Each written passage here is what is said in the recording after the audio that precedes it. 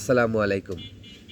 যারা ওষুধের ব্যবসা করতে চান একদম নতুন বাট কোনো অভিজ্ঞতা আপনাদের নাই, তারা ওষুধের ব্যবসা কেন করবেন বা কেন করবেন না, বা ওষুধের ব্যবসা আপনার জন্য উপযুক্ত কিনা, আপনি আশা করি আমার এই কথাগুলো শুনলে আপনি টোটালটাই আসলে বুঝতে পারবেন যে ওষুধের ব্যবসা আপনার জন্য কিনা বা আপনি আদৌ করতে পারবেন কিনা।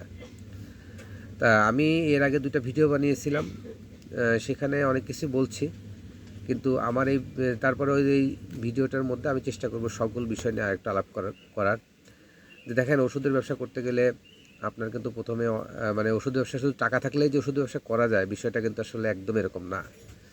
হ্যাঁ, ওষুধের ব্যবসা করতে গেলে অবশ্যই আপনার অভিজ্ঞতা থাকতে হবে, কারণ যে কোনো ব্যবসায় অভিজ্ঞতা ছাড়া আপনি যদি ব্যবসা করতে যান, এখানে আপনার ঝুঁকি আছে অনেক। সব ঝুঁকি আছে। তারপরে ওষুধের ব্যবসার ক্ষেত্রেও তাই।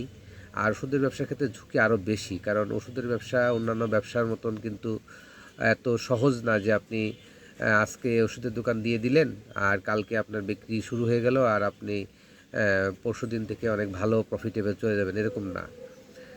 তাই ঠিক আছে, আমি সব বিষয় নিয়ে আলাপ করছি প্রথম থেকেই।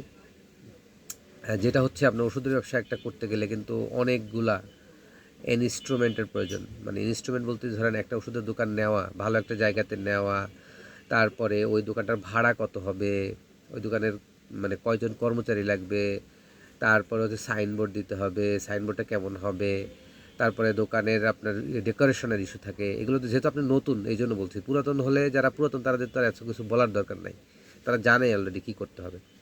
যেহেতু আপনি নতুন দিবেন, সেই জন্য আপনাকে বলছি যে আপনি একটা একটা জায়গাতে ওষুধের দোকান নেবেন, সেইটা অবশ্যই একটা ভালো প্লেস হইতে হবে, অবশ্যই ভালো প্লেস হতে হবে। যত্রতত্র জায়গায় ওষুধের দোকান দিলেই যে চলবে, এটা কিন্তু ভাবার কোনো সুযোগ নেই। হ্যাঁ, আপনি যদি ভালো ব্যবসা করতে চাচ্ছেন সেই ক্ষেত্রে বলছি, ঠিক আছে। আর ওষুধের ব্যবসা অবশ্যই ভালো একটা প্লেসে নিতে হবে, এবং এটার অ্যাডভান্স আপনি কত করবেন এটাও কিন্তু আপনার মাথায় রাখতে হবে, যে আসলে এই জায়গাটা কত অ্যাডভান্স টাকা দিচ্ছেন এবং অ্যাডভান্স অনুপাতে তার ভাড়াটা কত। কারণ আপনি যদি অ্যাডভান্স দেন 5 লাখ টাকা, সেটার ক্ষেত্রে ভাড়া কত হবে ওইটার আপনার একটা অবশ্যই ধারণা থাকা লাগবে। হ্যাঁ, কারণ যদি আমার অ্যাডভান্স 5 লাখ টাকা হয়, তাহলে আনুমানিক দোকানের ভাড়া 20,000 টাকার বেশি হবে না। 20,000 টাকার উপরে হলে কিন্তু আপনি আপনি সার্ভাইভ করতে পারবেন না ওষুধের দোকানে। তা আপনি এটা নির্ভর করবে, ধরেন ওষুধের দোকান আপনি 5 লাখ টাকা দিয়ে নিয়েছেন, ভাড়া যদি হয় 50,000, তাহলে কিন্তু আপনার জন্য সার্ভাইভ করা অনেক অনেক কঠিন হয়ে যাবে, ডিফিকাল্ট। এটা আমার অভিজ্ঞতা দিয়ে বলতেছি। এটা যে এমন হবে না তা কিন্তু না, ব্যতিক্রমও থাকতে পারে, কিন্তু সেই ক্ষেত্রে খুবই কম। আর যদি আপনি 10 লাখ টাকা অ্যাডভান্স দেন, সেই ক্ষেত্রে দোকানের ভাড়া আপনার 30-35 হাজার টাকা হতে পারে।